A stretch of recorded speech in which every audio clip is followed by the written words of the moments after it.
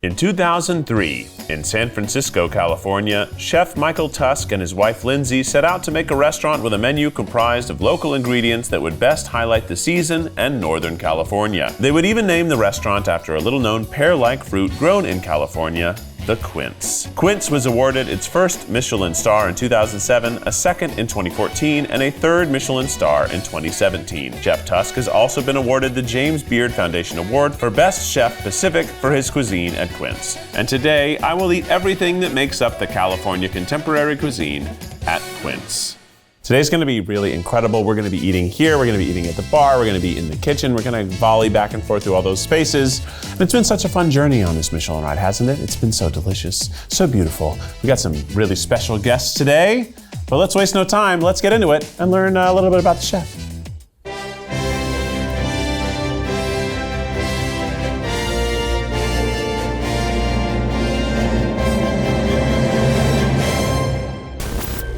We're taking Eat the Menu on the road. I am going to eat all the most delicious things in your city. See it live. We're going on the road. We're gonna do an Eat the Menu live show in 6 different cities. We're gonna be eating lots of local chains and mom and pop shops, comparing some of your favorites to each other. We'll have special guests, some songs, some games. Zach's gonna do some stuff. We're also gonna bring some of you up on stage to eat with me. If we're coming to your city, let us know in the comments what we should be eating there. And if you'd like us to come to your city, where do you live? Let us know. I can't wait. We'll see you there. Bring your appetites. I'm gonna throw food at you.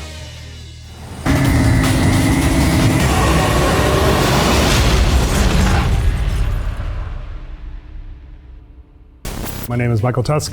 I'm the chef owner of Quince Restaurant in Jackson Square in San Francisco. We renovated the restaurant and reopened after being closed for 9.5 months, so it looks dramatically kind of different, and that was a pretty big change and definitely a reaction to COVID. I would describe the dining experience at Quince as just an expression of California, particularly West Marin, with influences from usually wherever I've been last. It's really about California. Our farm, Fresh Run Farm in Bolinas, which basically supplies us with the majority of our produce, it was really about what the guest is eating and drinking and how they're taken care of, has always been what we've been trying to accomplish, I'd say. Let's eat the menu. Quince. Every evening should ideally start with some champagne. Ideally, every single evening of your life would start with champagne, but budgets. This one right here is Ulysse Collant Le Perrier. Such a sought after champagne. It's one of the sort of cult winemakers of the current decade for sure. Well, let's have it. The champagne.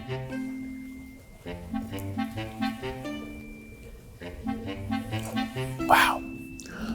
There is a little bit of a nutty, like toasty quality to it. Speaking of which, we have a little panna cotta of almond milk done with Tsar Nikolai Osetra caviar and a little side dish of an almond waffle to go along with that. Wow, there's so much caviar here.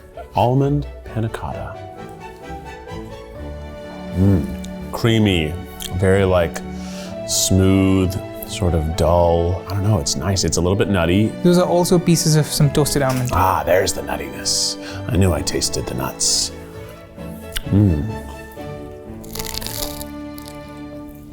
Wow, the crunch on that is so nice. It's got such a good bite. With caviar, you expect everything to be delicate, but this is like strong, hearty, big crunch. It's a really good crunch.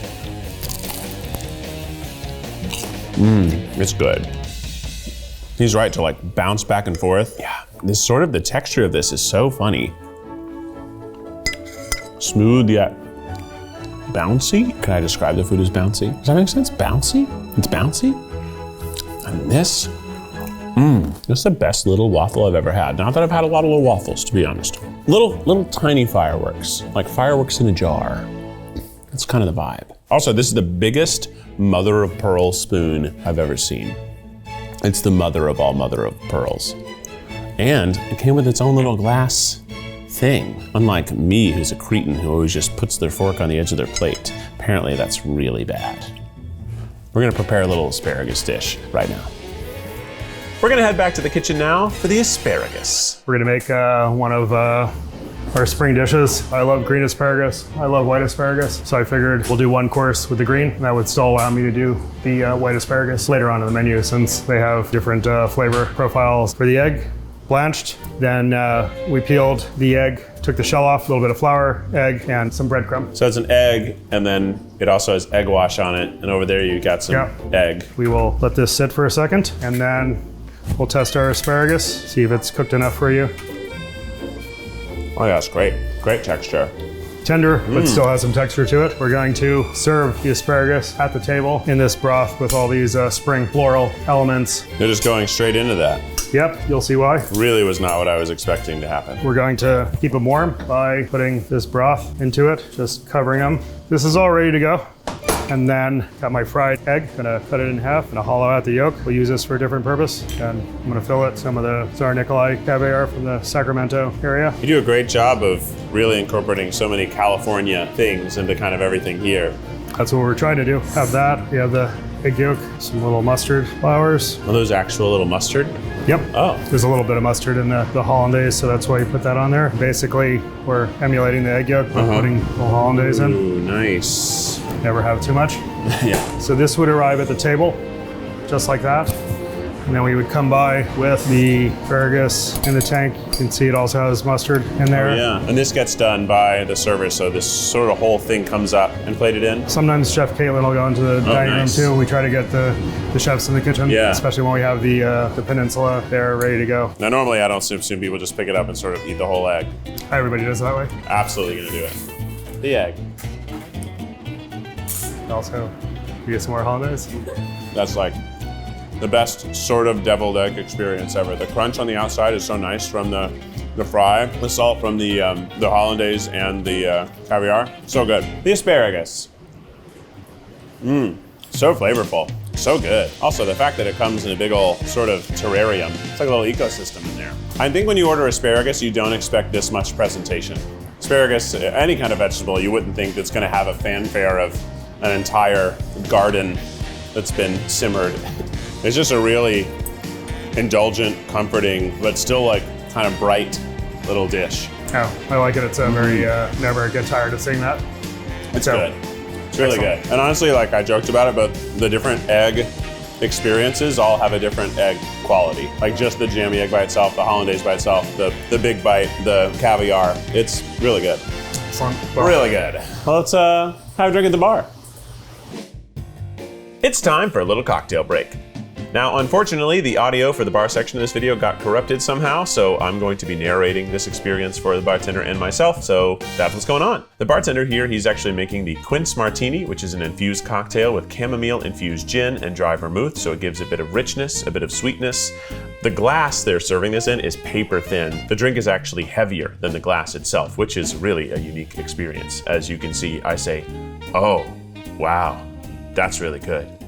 I almost exclusively actually drink dirty gin martinis, so I'm not used to this, but this has a great sweetness and in my own words is really, wow. Has no edge at all, a dangerous martini. Next up is something not so classic. It's served over crushed ice, so almost drinks like a snow cone. The cocktail starts out strong, but as the ice melts, it transforms to be a bit smoother, a bit more approachable. The taste is incredible. It feels like a drink for the spring. I mentioned that it's something you drink while you look out at the farm. There's a little note of thyme in the drink, which is a nice little herbal moment. It's a little fruity, a little tart, like a tequila drink should be. And I didn't think it was actually too strong at all, but maybe that's something I need to look inward on. But hey, maybe you don't want alcohol. A mocktail is more your speed. They got you covered. Today we're gonna be having a citrus-forward, herbal, almost aperitif cocktail. It smells super herbaceous and fragrant, which I expertly explain. It smells like plants, the good plants that you wanna smell. It's a little tart, limey, very pleasant mouthfeel, almost a savory drink, and it is like an aperitif. It makes me want to eat, which works out great because now we have some snacks that can be ordered a la carte at the bar. First up, the celeriac crisp with Asian pear and black truffle. I don't know why I thought this dish was going to be sweet, maybe because of the Asian pear. I mentioned it's actually much more savory, almost reminds me of the chicken in a biscuit cracker. So much flavor in that crisp little bite. Next up is the onion cracklet, which I assume means tiny cracker, with Tsar Nikolai caviar and Meyer lemon. The flavor here, it's like a dream. like a dream that you're still dreaming. It's confusingly good. In fact, both of these snacks so far, they're such a good way to start the meal. There's so much flavor with a great little crispy texture. Reminds me of having like nuts or snacks at a bar. The way, they're salty, they encourage me to take a refreshing swig of my drink. And lastly, a little chip of nettle with pistachio and ricotta. I can't stop talking about how it looks like a little sandwich made of leaves here, but I love it. Wow, it is great and unique. The fact that you can make little leaves crispy like that, crazy. These are just elevated bar snacks. They have great textures, great flavors. They're crispy, creamy, and unique. Let's have the next set of courses. How about this That's for a a big bottle? It's big. Right? It's so big. Almost the size of a small wiffle ball bat. Have you ever used an empty bottle for a game of wiffle ball? That would be great, but I might not have my job after. I don't know. I wouldn't do it here.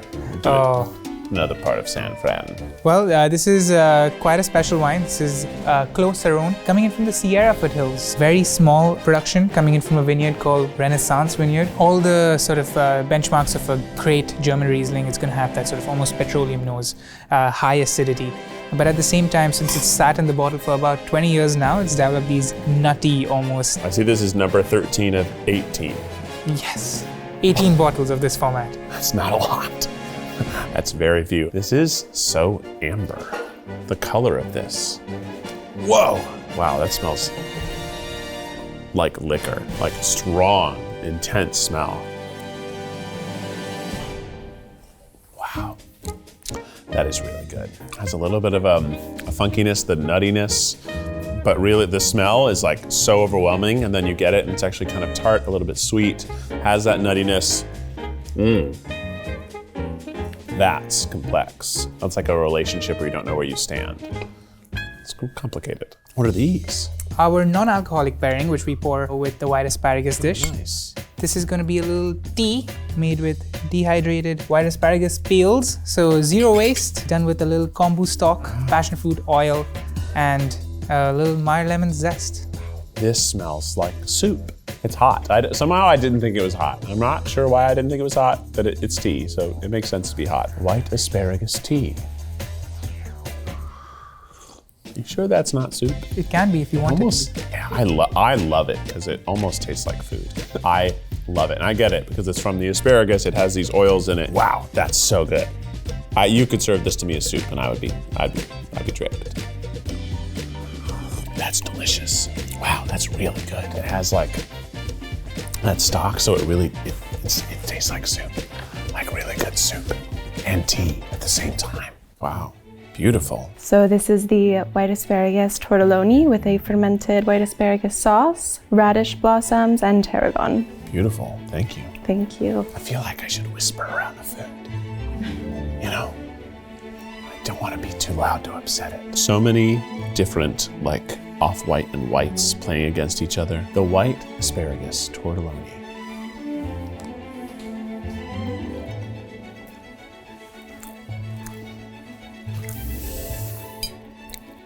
That's really good. Wow. Is that what happens every time somebody eats this? Do you just slowly have guests sort of collapse in their tables? That was so overwhelmingly delicious, rich and velvety and creamy. Wow. Really remarkably good. I don't really think I understood the difference between the asparagi. There are many foods that are creamy that aren't worth the complications that come from eating dairy. This is worth it. This is 1,000 times worth it. This is like if we were at home and no one was watching me, I would lick this plate clean. I would stand in the kitchen and turn it on its side and lick it. I won't do that here. You guys remember Falcor from Neverending Story? You know the majesty of that dog dragon? That is the effect this dish is having. Does everybody compare it to The Neverending Story? Have you seen that movie? It's a good one, huh? Except for when the horse dies. That's sad. What? It's this part of the story. Well, okay, it's about almost a 40-year-old film at this point. Let's find out what's next.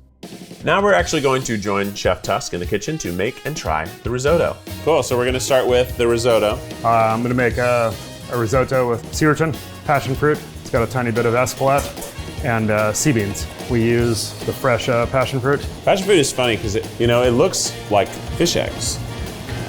You know?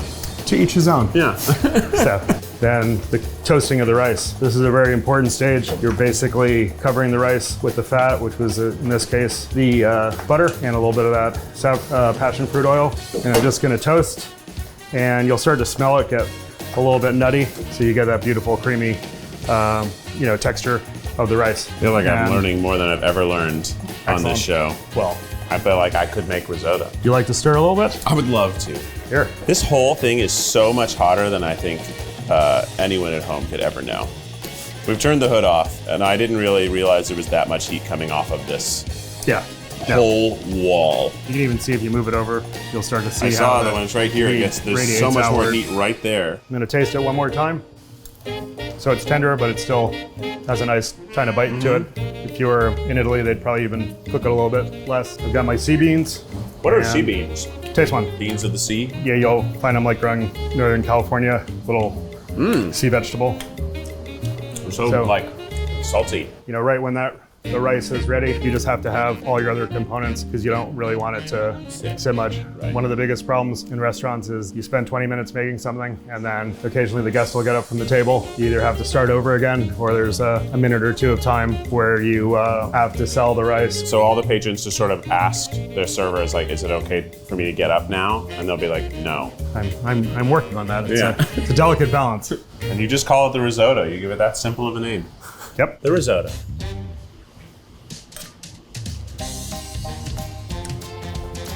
Yeah. So that tongue kind of melts into it. Yeah, it really is nice. Just needed a tiny bit of flashing. And uni can be overwhelming, but with all the other little elements, it's very balanced while still being a very strong flavor, obviously, if you're taking a whole bite of it. It's creamy. You've got some salinity. You've got some acid, a little bit of heat, so it's everything kind of coming together. But the urchin's definitely the star at the end of the day, along with the rice. The passion fruit is kind of like the best part of it because everything is so rich, and then you get these little tart, crunchy moments that break up all that richness. It's really good. I feel bad for besmirching the passion fruit at the top of this, saying it wasn't beautiful because I think I didn't see the beauty. Well, now you do. Now I do. It's my job. Yeah, you did it. Show you that. You really did. Having a little Cinderella moment. She was always beautiful. She just didn't have a dress. All right, well, let's hop into what's next. Share the rest of it with your team. Get in there. Yeah, you guys should try some. Continuing on, we're going to have a few more things, and joining me for the first time on the Eat the Menu table stage, none other than YouTube engineer and scientist Mark Rober. Hey! One of the biggest gets we've ever had on this show. You've tried quite a few times, but it's got to be 3-star or higher for me. He literally did say, call me back when you're doing a nice place. Yeah. I don't normally have this good a posture, but I feel like you look nice. I need to have posture here. 3 stars. Okay. Thank you. And what have we here? First of the season, spring peas. This is going to be done in a little gelée with clam and guanciale. I knew they were peas. Does that impress you? That does. This looks like art. Do they get to see this? They already saw it. Oh, I see. The spring peas. Yeah. You're gonna go start with flour. What do you think? Oh, wow. I'm not registering the guanciale. I also don't know what that is. I also don't know. Okay. There's clams.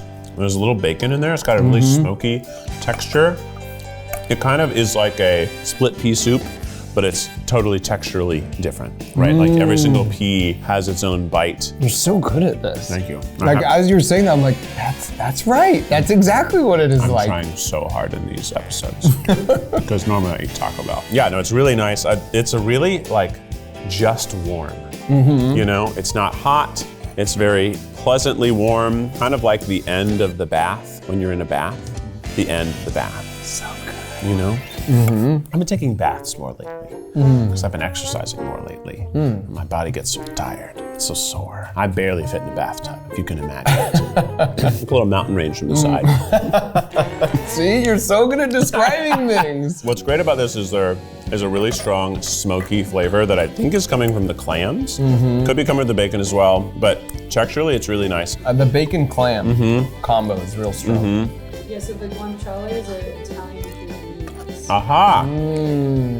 guanciale we've been calling bacon. Yeah. That's our Taco Bell palette. Yeah. Crashing into the video. How embarrassing. I do like how everything is looked very beautiful, and this is their spring menu, and everything does evoke spring. It's very springy, the flowers, the greenery, even just the simplicity of peas. I've never had split peas not in a soup. Yeah. But these are split. Does that just happen naturally, or don't someone know. has to split them? To crack them, like twist them, they must split easily, right? Yeah, they must. Take a little piece of like floss wire, go right through the center. Some chef just cutting each pea. Wow. What are these little guys? I feel like here you eat with your eyes and then you eat with your mouth. Especially them. They only get to eat with their eyes. Sucker. What do we got here? We got the wild nettle veloute, Pine Gulch Creek. It runs along our farm.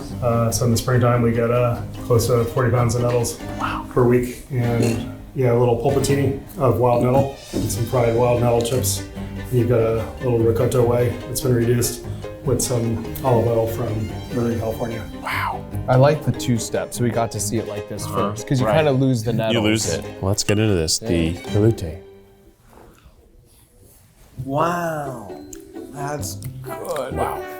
You're That's not getting good. this on the Taco Bell menu. No, you're really not. It's so funny, the little bundles, they're very soft and kind of like a pureed green, but they're really nicely together. But when I first saw them, they looked kind of like crunch berries. Like in Captain Crunch? And I kind of like, I was like, is this gonna be crunchy? What is this gonna be? The flavor is so good. So smooth and creamy. Really delicious. And This is another lick the bowl clean kind of dish. I really wish I had a big old crusty bread. Just scrape the whole thing. This isn't a lick the bowl place. It's hard to lick bowls. Bowls you'd sort of tip up and drink. And do like the scoop thing, like with ice cream. And then you scoop it down and then you do that at the bottom. Yeah, you shovel it. Yeah. I love the different textures. You have the little fried nettle is like a little bit crispy, and then you have sort of the chewy nettle here, then you have the just broth. And they really do a great job of taking one ingredient and giving you a few different ways to experience the same thing. Again, very spring. It evokes spring. It's very green. Very like green. Only green, in Only fact. green. I mean, there's a little bit of less green. That's true. But then there's also some darker green. Just shades of green. Yeah. Wow, Kermit's autobiography. Autobiography, he wrote it himself, too. Yeah, it's true. Well done, Kermit. Someone else might have had a hand in it. It's like a ghostwriter, let's be honest. He's a puppet. I'm sorry. He's a puppet. I'm not fast enough. Yeah, he's a I'm not fast He's a puppet. He's a puppet after all. Wow. Whoa. Can't even guess what that is. Which one? This one? This is gonna be black cod caught in West Marin, just north of here. Done with the garlic scape Wanjon sauce. So it's first of the season garlic scape, and it's all wrapped in some chanterelle mushroom and Swiss chard. I have a rule with fancy restaurants. This is true. If black cod is on the menu, I order it.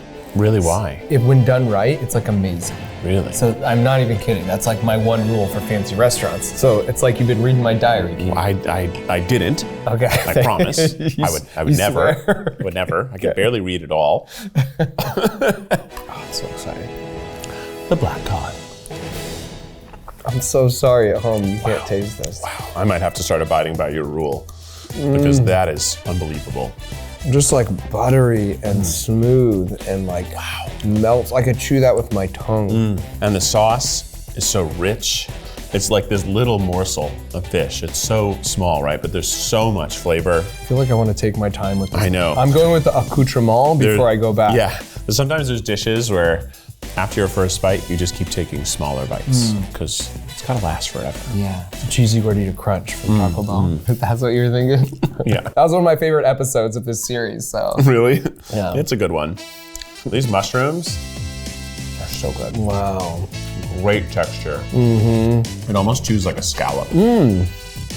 Again, there he is. You guys are lucky to have him as your guide. If I was hosting the show, I'd just be like, so good. Yum, It's that one's so good. Yeah. I wish you were here to taste it. What is this? A little asparagus? What is this? That's the I've never seen it. Like I've only seen like this part of it. You talked like such a pro, But I haven't and you seen can't it. even identify I haven't it. seen it because I've rarely had it. Ah, I see. It's okay. I'm still an expert. So does the garlic come in this? That's where No, garlic. the garlic is no, I like know it. the bulb. You know when you leave your garlic too long in your house, it starts shooting up? Eventually, if it were cared for, it'll become a plant and not just something you have to throw in the garbage. Yeah. I'm always so ashamed when it gets to that point know. because I'm like, I'm such a terrible human being. I know. There are so many times where the life finds a way motto is relevant. Like, there's food in your house that's just desperately trying to grow. Potatoes, like, let me out. Let me out. Put me back in the ground. I've saved this last bite. I'm doing the same thing. Put it in the sauce.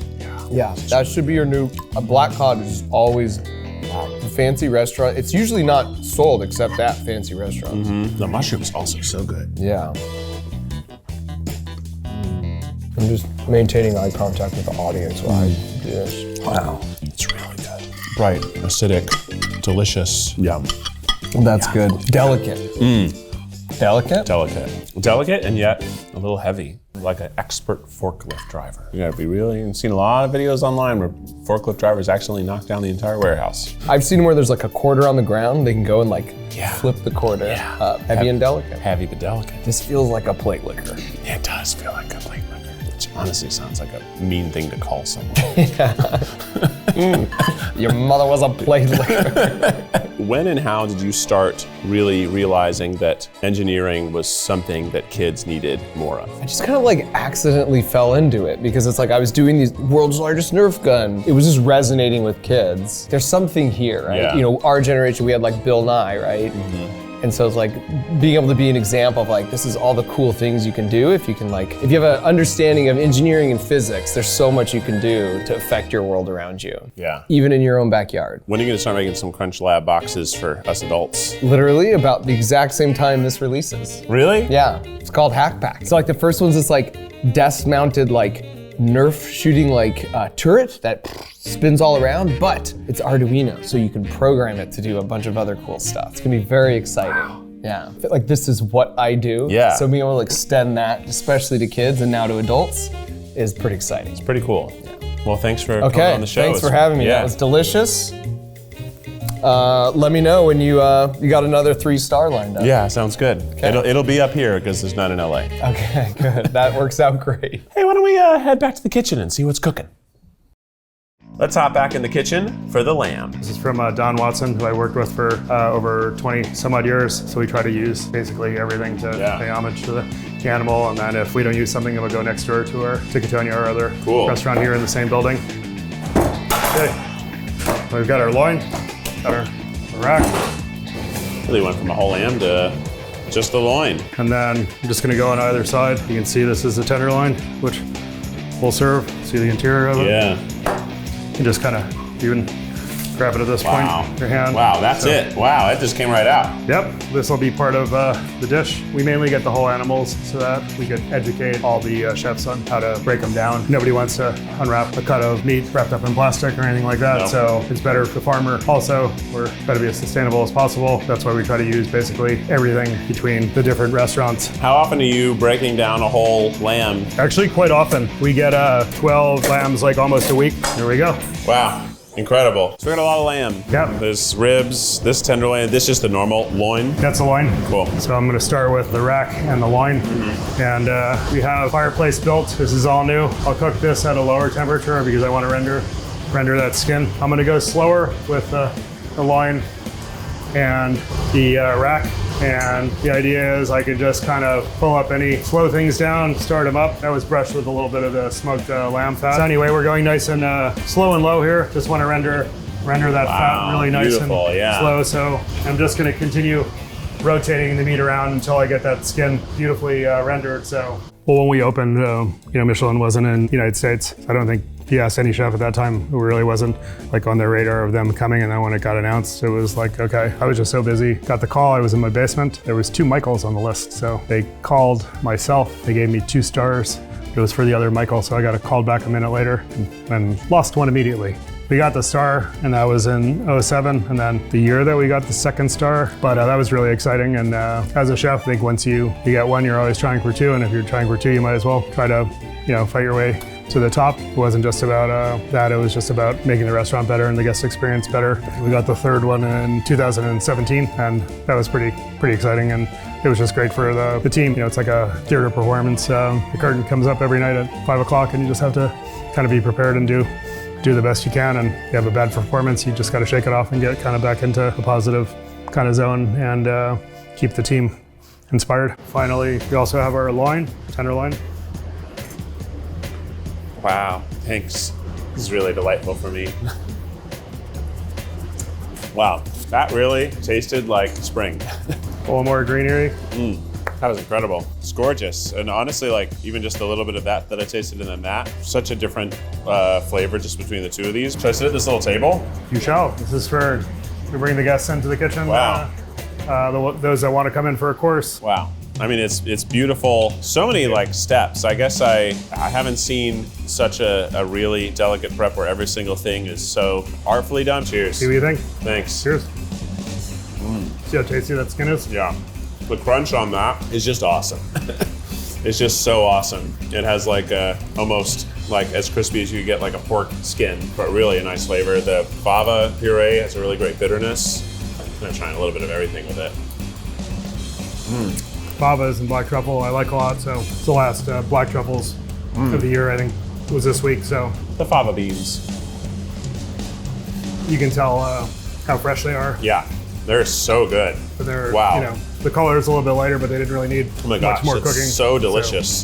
The salad is like great texture, but it still has like that onion that just started the dish has a great presence throughout. This tastes like eating the whole farm. It almost tastes like the smell after it rains with all the grass, like giving all that herbal quality and like just the earthy bitterness, but freshness. It's really nice. I'm so honestly impressed with how delicious this fava bean salad is with the truffle. It's just like, truffle can get overwhelming and dominate, but it just all really blends together in this really nice way.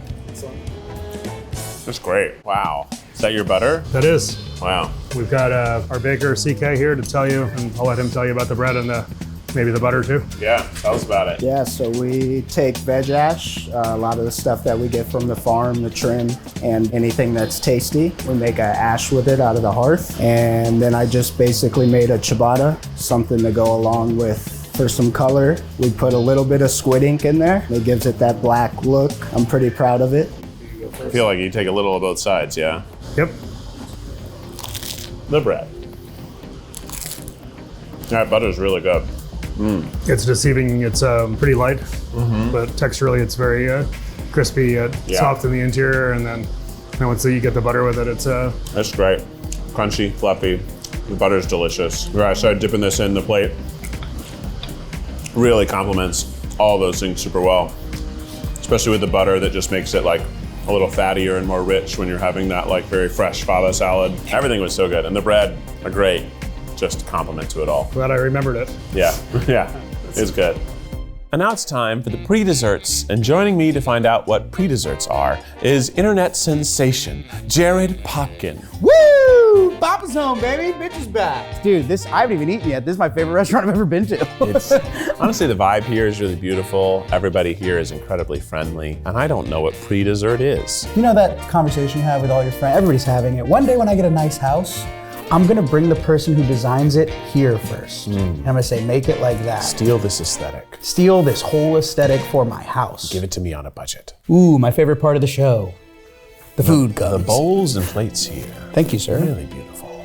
So much nice. Ooh. Whoa! Wow, what is that? What is happening? You get one too. This is art. Is that a marshmallow? It can be if you want it to be. No, what is it? So this is something before dessert, just to refresh our palates, sort of bring us back to spring again. This is a semi-Fredo of rhubarb with sorrel and ginger. Phenomenal. A semi-Fredo. What's a Fredo? What is a Fredo? What's a semi-Fredo? Rarely do you see rhubarb. You never see rhubarb. Rarely do you see rhubarb free from the pie. Normally, it's hidden in a pie. Normally I go for to get a bite of everything at once, but I just really want to try the rhubarb. I'm doing everything at once. You're doing everything? Well, you're trying the rhubarb is the string. Let's try it. Yeah. Let's go. Wow. It literally melts in your mouth. Mm-hmm. Like it actually melted. And then you have this great fibrous, tart rhubarb. It's very acidic, but really refreshing. Yeah. Acidic in the way that grapefruit is acidic. It's fruity and citrusy. Yeah, this little guy just melts away. Whoa. Wow. This is crazy good. It's like a perfect one. Ice cream, but it's more airy than ice cream. It's lighter. But it's really nice. Yeah. And it honestly looks beautiful, like a little alien planet. It's like the fancy thing they serve you at the Mario World. Also, the sound of this bowl. It's like a meditation bowl.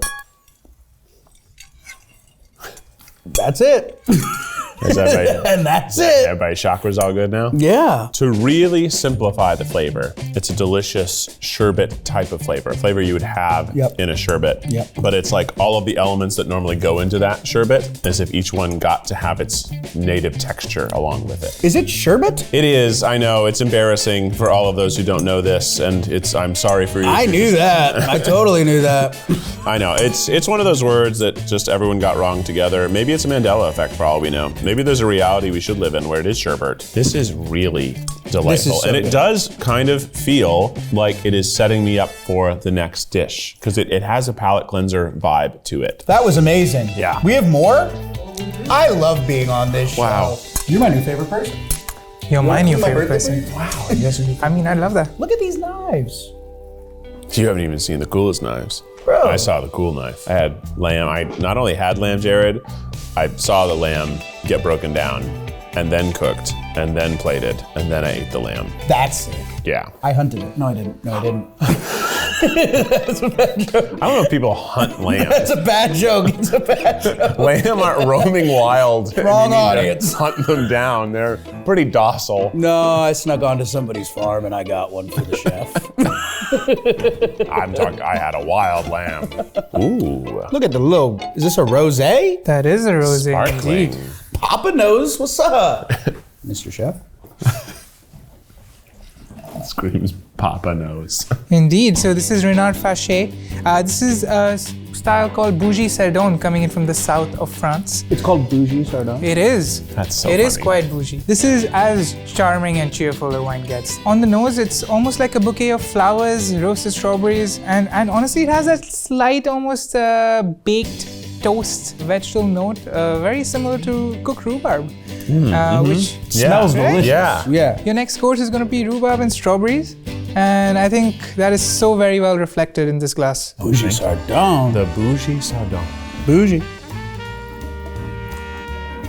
You described it perfectly. Delightful. It's delightful. It's cheery. It's like lip gloss. Oh my God. It's actually, You know, that like berry lip gloss. Wow. Whoa. I wish every rosé I've ever had in my life I know. tasted like this. It's so. Whoa. I know. I already said whoa. It's a real whoa. Whoa. I'm so amped for this. Whoa. Whoa. So this is going to be a galette or a petivier of rhubarb, roasted strawberries, and pistachio, done with a little warm creme anglaise that's been flavored with rose. Wow.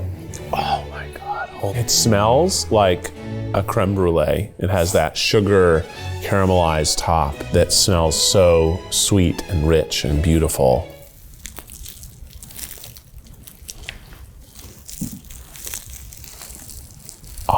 Yeah. Yeah. Let's go for it. Rhubarb galette. Here we go. It's gonna be hard not to curse. I would lie to anyone I needed to have this again. I would know, lie right? to all my friends. I would lie to all my family.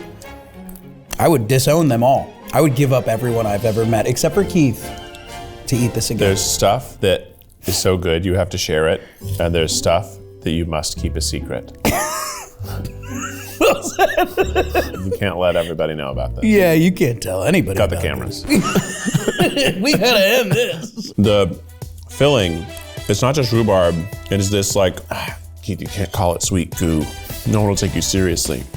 It's sort of like a sweet goo. It is like a crumbly custard. Does that even make sense? It makes total. It actually is. Yeah. That is what it is like. It's like this moist, almost custardy cake texture that's sweet and eggy and really good. Really good. The crunchiness to the softness. I can't tell if I like that more than I like the flavor. I'll eat this every day for the rest of my life. Every element of it is delicious, and then combined, it is just. Will Ferrell needs to make up a new word. Yeah. He does all those like scrumptulescent. He needs to make a new one, a new funny, delicious word. It's definitely too complicated to be dessert because it feels like I'm still having food. It doesn't taste like I'm having a treat. Oh my God, this is what you're supposed to eat after you win like your dreams. You won your first Oscar. You're supposed to eat this after. You know, people say like, I never let anybody know that I won the lottery, but there'd be signs. This is my first sign. They approached us and said, hey, do you also want some cheese? And we said, yes. So now we have a surprise cheese section. Normally this would happen before pre-dessert. We're having it now. And what's this? This is actually a subset of wine. It's fortified wine. So what this actually is unfermented Chardonnay juice that's been cooked with some exotic spices till it's almost reduced into this really sugary, almost Chardonnay caramel. And then after that, that's fortified with some Marc de Jura, which is brandy from the region. I've been getting into dessert wines and brandies, and this is that. Let's try this wine first. Let's go for it, baby.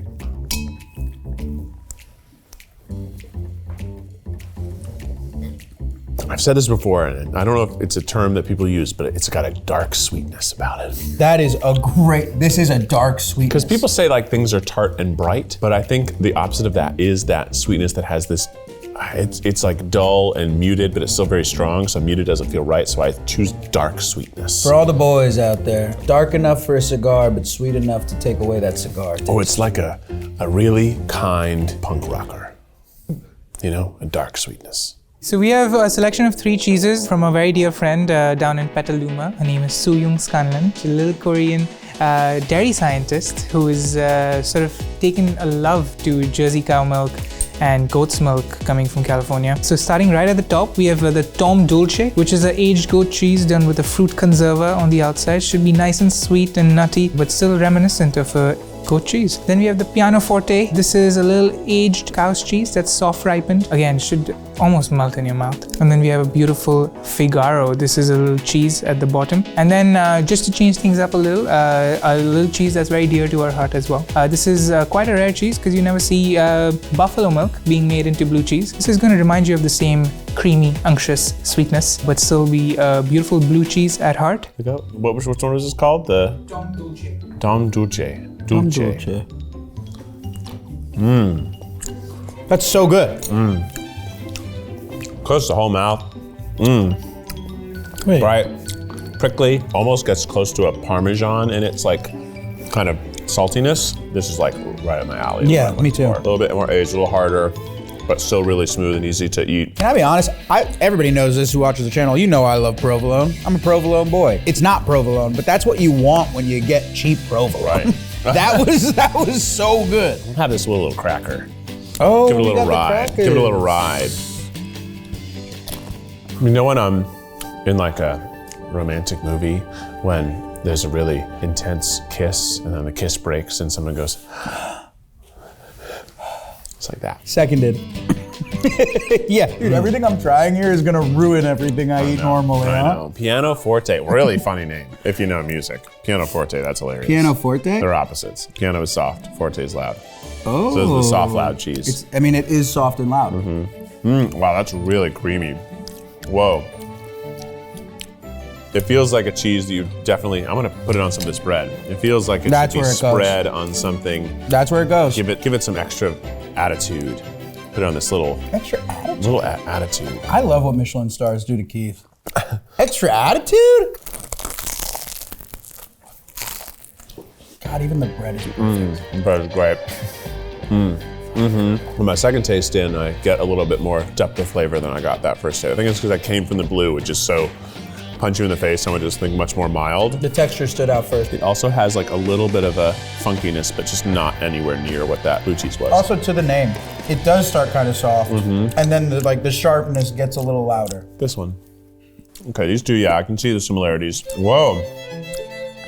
The second half of the flavor is crazy. Much more like earthiness, bitterness. The last one left you with a sharper cheese flavor. This leaves you with more of like in a good way. Earthy is not something I normally would describe something that I like, but this is like a good earthy. You have to go like, yeah. Similar to a Chardonnay. This makes the most sense to me to pair with the Chardonnay, honestly. This hits. Also this cracker, I had it with blue cheese, is really good. And we didn't do enough talking about that bread, but come on. That bread is delightful. The bread, to die for. To die for. These cheeses are really good. I think my favorite is the goat, this first little goat guy. This one? But they're all tremendous. Yep. Wish we could stay in the cheese land forever. We have to move on to our final dessert. And now it's time for our just desserts. What, are you Willy Wonka? I can be. Oh my gosh. It's a candy store. Oh, it's a candy store. No way. What? So this is how all our guests culminate their evening with a little miniadies, petit four, candies, treats, whatever you like to call it. And I highly recommend doing a little bit of everything. If you say so. That's less decisions for you, less thinking for me, and more treats for everyone. This is darling. I am blown away by this. Just darling. Little chocolates, little nuts, little bonbons, little gummies, little nougat. Little candies, little pretzel sticks. Actually, big pretzel sticks. Thank you, by the way, for making us this beautiful plate. You are Willy Wonka. Darling! You're not done. You're not done. I love that. You're not done. Gotta get the love pretzel hearing stick. that. You're not done. You're not done. We're not done. Star of the show. I never want to go home. This is so fun. Please. Please, okay. Okay, whatever you All right, want. let's start with one of these little nuts. Okay, I'm following your lead. The little nuts. The little nuts. Yeah. It's so good. It's good. It's simple. It honestly reminds me a little bit of sometimes called puppy chow. But our friends make puppy. Right. Yeah. This is not your friend making but like puppy that's chow. the closest thing I can relate. You're to. absolutely right. This one is the most artistic thing. This is the olive oil one. Sicilian olive oil. Sicilian olive oil. Here we go. One bite. Oh. Whoa. I want to curse. I don't ever want to have a bonbon after that again unless it's from here. That's a bon. It exploded in my mouth. Exploded with delicious flavor. The outside shell was delicious and easy to chew, but hard. And then the chocolate inside Oh my God. was the best creamy chocolate I may have ever had. Just Smooth, about my flowing, like I imagine a little chocolate river. Whoa. Let's go to this little hazelnut. What is this? The It's a Ferrero Rocher. Ferrero Rocher. Let's try it. I love gold. Whoa. Crunchy. Whoa. Moosey. Like very soft. I love my Ferrero Rocher. These kick their ass. These are good. These are really good. I didn't expect it to be so crunchy in there. Yeah. It's really good. That was Whoa. like a snack crackle pop. Soft, crunchy, chocolatey, incredible. Let's have a jelly. Telling me. Oh my God. Grandma wishes. Those are tart and sweet and delightful. Extra sweet. Those make you feel like a little kid. That was like a lemonade in a gummy. Mm-hmm. That was like a pink lemonade. Was that rhubarb again? Grapefruit. Yeah, it was really tart. Yeah. Let's do the nougat. Yeah, you do it. Let's jump around the table. Oh. Jump around the plate. Nougat.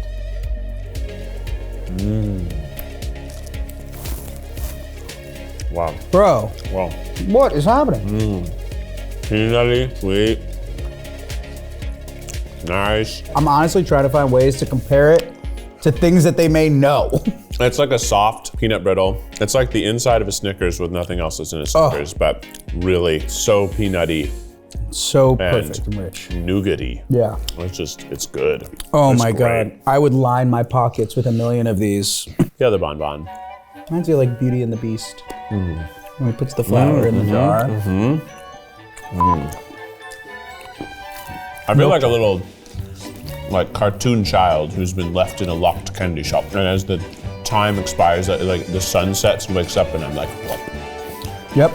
And my body extends all the way to my hands and feet. I Yep. become a big blueberry boy. Yep. You couldn't stop. That was like incredible. It was like milk chocolate, incredible. Look at me. Here we go. It's crunchy, but love it's that also the flavor. softest thing I've ever eaten. I love that flavor. That is so good. What a strong yuzu flavor. And yuzu itself is kind of a not super strong flavor. So that's, That was Wow. so good. woo! It almost looks like a sparkler. The good kind of sparkler too. Yeah. The thick sparkler that really shoots those sparks out. Let's try it. It's also everything I love. Pretzels, pistachio, I know. Chocolate. Come on. Come on. Sweets are fun. Candies are fun. The way it came out, the way that they look, invokes a very playful nature. That's a great way to end your meal before you go out into reality again and go back to your life. You have one last opportunity to have more escapism. Really nice. I love this one. It has a great pretzel flavor. It's Just the unbelievable. pretzel underneath is good. I pretzel. agree with you. Star of the show. Unbelievable in like taste. I mean, I love all three of these ingredients separately. This came together to be like one of the best things we've had. I feel full. I just ate some good food. I feel good in my stomach. but I still have good energy. I could go do something. I feel satisfied. Yeah, this is unbelievable. Not stuffed. Unbelievable. Wow.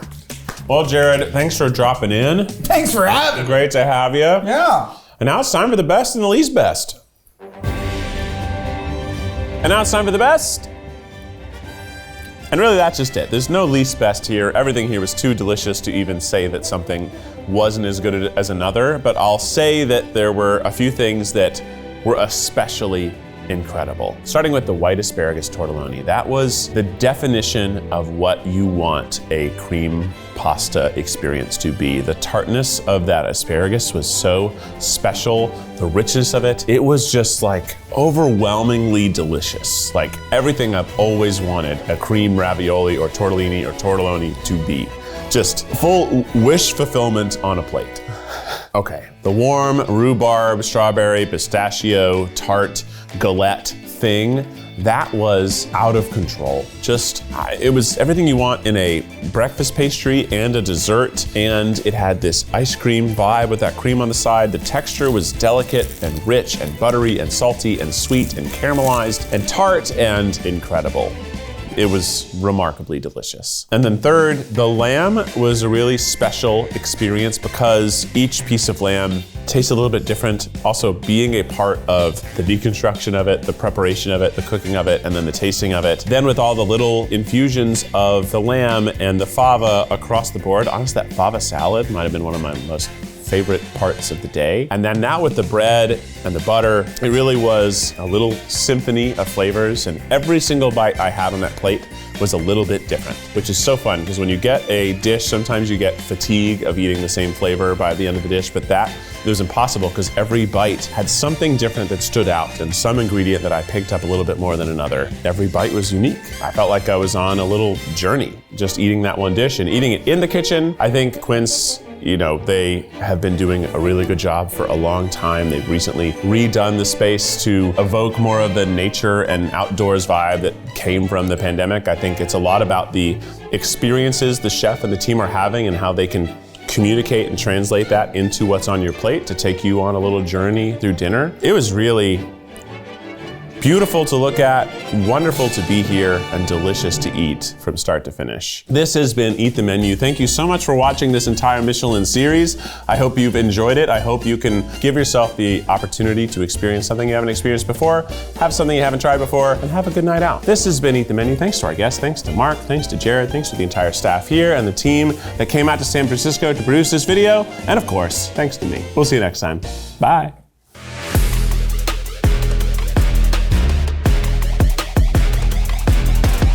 That was the asparagus. If I felt it was comfortable to say that dish blew my dick apart, I would. I'll say it if you want me to. I'll say it. I don't care who says it. Somebody should say it. Dude, I'm on my P's and Q's. I was like when I was a kid and the rabbi walked in. You're like, okay, enough talking.